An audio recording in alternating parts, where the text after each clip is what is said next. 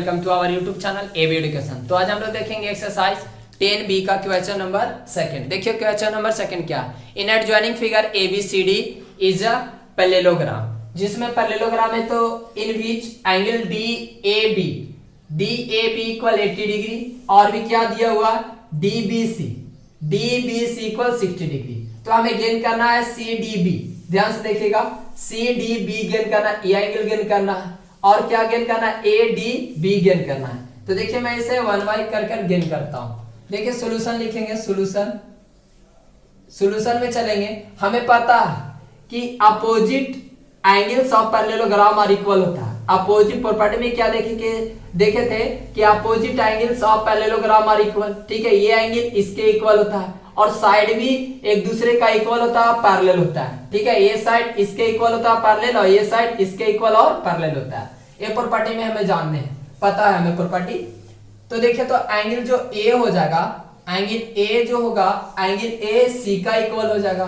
तो it means कह सकते हो कि जो एंगल सी हो जाएगा ए भी 80 डिग्री का बन जाएगा। ठीक है, एंगल सी भी होगा 80 डिग्री का। कैसे, तो यहां पर लिख देंगे opposite angles of a parallelogram are equal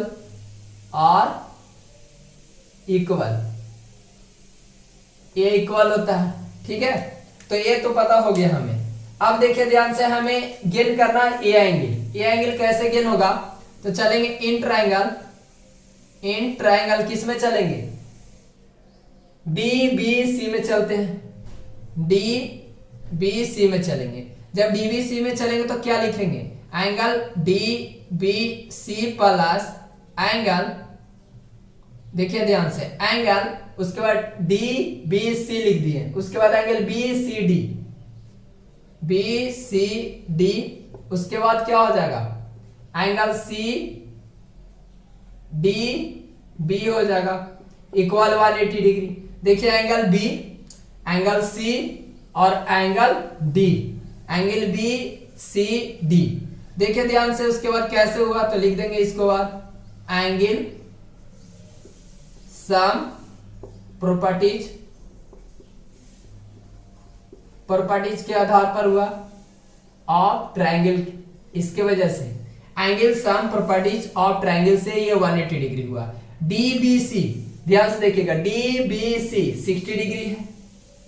ठीक है, प्लस एंगल BCD कितना डिग्री है, अभी हम लगाए C जो है 80 डिग्री का, प्लस एंगल CDB गेन करना है, CDB गेन करना इक्वल 180 डिग्री होगा। अब देखिए ध्यान से, ये 0 हो जाएगा, 140 डिग्री हो जाएगा, plus angle CDB equal 180 degree. ठीक है, ये ऐड करने पर हुआ। तो एंगल जो गेन होगा CDB equal 180 degree minus 140 degree. It means angle जो बनेगा CDB इक्वल 40 डिग्री बनेगा। ठीक है, आप ध्यान से देखिएगा, यहां तक तो हमें गेन हो गया आसानी से, हमें 40 डिग्री प्राप्त हो गया। अब देखिए ए एंगल तो हमें 40 डिग्री गेन हो गया। अगेन चलेंगे, अगेन लिखेंगे कि जो CD हो जाएगा पैरेलल किसका, AB का पैरेलल है, इन विच जो AD हो जाएगा AD इज ट्रांसवर्सल लाइन